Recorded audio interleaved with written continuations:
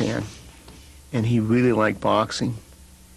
And at that time, if you can remember that far, people were just doing karate, so it was point karate. And he didn't like that. He thought he enjoyed boxing matches better than karate matches at that time because it was point, and it would just take your point and then go back to the corner and then take the point. And he wanted something to flow. So what he did was, because he liked boxing so much, and as you know, Bruce Lee was the boxing champion, high school boxing champion in Hong Kong. He put in the boxing movements of Western boxing, took the kicks from different Chinese systems and both Southern and Northern systems, and he started to play around with it. And in the beginning, we wore a lot of armor, like we wore baseball shin guards, we wore body protector, we wore face masks, we wore elbow pads, we wore boxing gloves. We experimented with boxing glove, finger gloves, and nobody was doing it at that time period. The only people that were doing in the United States at that time period would probably be Bando. Bando is a Chinese and Tibetan martial art. And the JKD people in Bando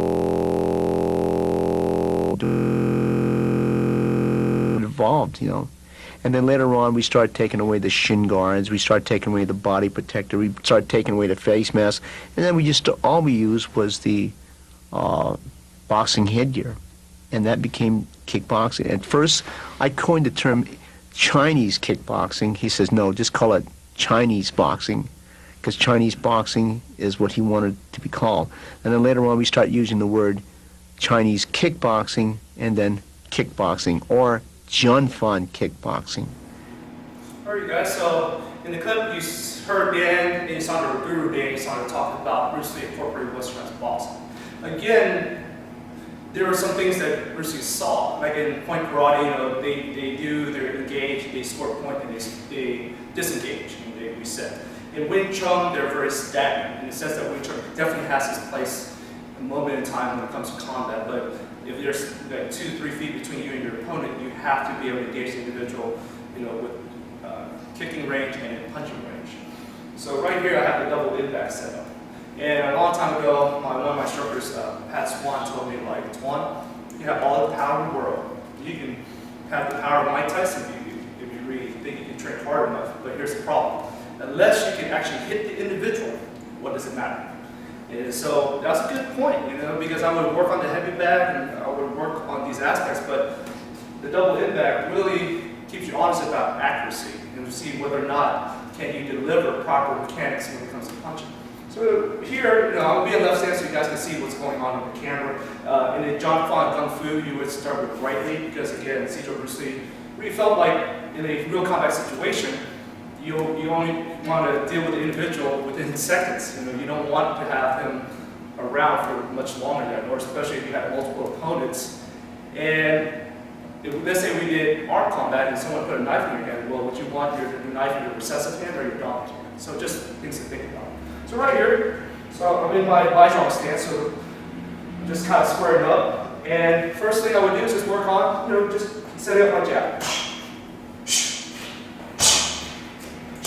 Moving a little bit, generating, some lateral movement, some shifting after each punch. See if I can connect with the double impact.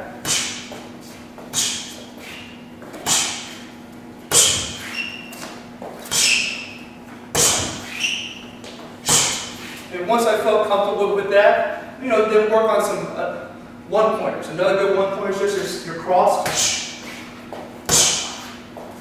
Making sure that it's going straight out.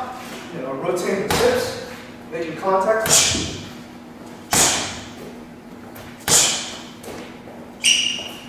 Again, I'm pretending I'm moving against someone, so I'm not necessarily always staying in the pocket. Try to keep my head moving on a swivel. And then once you get comfortable throwing your one-pointers, you can also work on your hooks.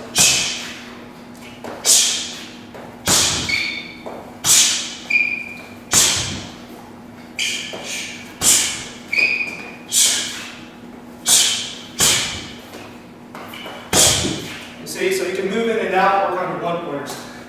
As you progress with the double impact, then you can move into your two-pointers.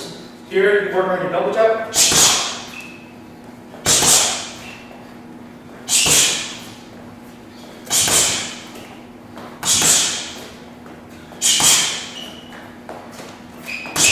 see? Gotta work on, the resetting, the snap, and then you can move into other 2 pointers. Jab cross. Make sure you're, again, working on not just standing there, letting the person hit you, also like distance, keeping your shoulders relaxed and pulling your hands back for proper cover. And of course on the double in back, working on accuracy. So you can do that. Another one you can do, a little bit more tricky, jab, big hook.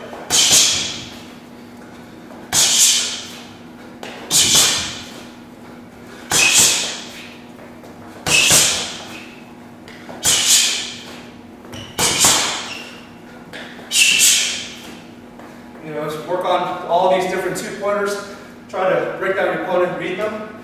Then, as you progress, you can move into 3-pointers, classic 3-pointer, jab cross hook.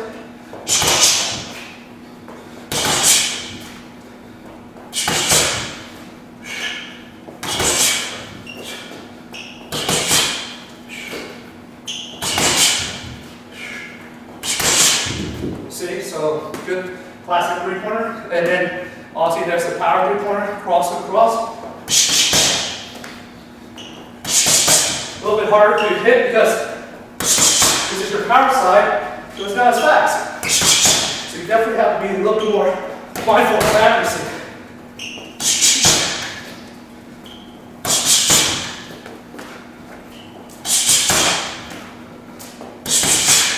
You see?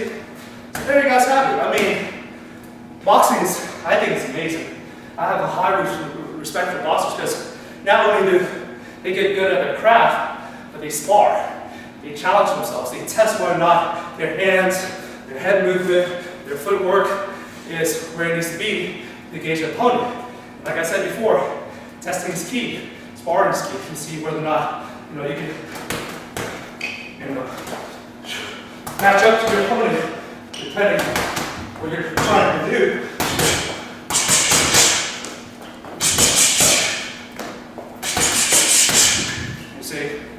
Alright, so got a little bit more information to come. Stay tuned. So footwork is key. I mean, to train your conditioning, your actual capabilities, your ability to move without thinking, in the sense your feet are independent and they do whatever is necessary for you to do what you need to do. Because here's the thing, your opponent's not going to stand there like this and just wait for you to hit them. They're going to move, they're going to keep having their hands up, they're going to have their barriers. And it's on you to angle them and take advantage of them and to move in, to move out, advance, retreat, advance, to pivot, to do quarter turns, to go into different triangle steps if necessary, to figure out how to take care of your opponent, take advantage of them. So obviously there's all kinds of ways of moving when it comes to footwork. So I'm not going to go into that. And that's one of the things is that if you guys want to understand the Jun Fan Gung Fu, Jun Fan JKD system, that's where having a private lesson with me or getting in touch with Steve and Peter Wynn. And eventually, hopefully I'll generate a class one day, but until then, you need to learn the content to learn how to move. But even before that, you need to build up your legs ability to move properly, to be properly conditioned. And the jump rope is a great way to help with that, because you can generate all kinds of patterns, work on different rhythms, and then also coordinate your lower body with your upper extremities too. So basically, again, a basic jump rope, not even that expensive. I mean, there are fancy jump ropes out there if you get really good at it, where it can allow you to have more success to doing, a combination of jumps in different types of forms. But with a basic jump rope, you can start off with just a basic single leg jump. Real basic, real simple. Utilizing your wrists, shoulders, forearms, matching the pattern of the jump. See, if I turn sideways, good. So you see, just getting your feet on your toes too. Because that's the thing, when you're engaging someone, the more flat-footed you are, like this, that becomes problematic. You're slower, it takes you longer to do something, you're less reactionary. So the jump will already get you on your toes, developing your gastroc And then, you know, you can move on to other things. So once you get that done, then you can move on to maybe other ways of generating different patterns so you build your coordination, muscle recruitment patterns. Another one I like is just running in place. So you start off with a basic jump, and then you just start running in place. Real simple, back and forth, as if you were jogging. You see? When I go laterally, there you go, easy. Just coordinate with the rope, then you can work on speed. Maybe some high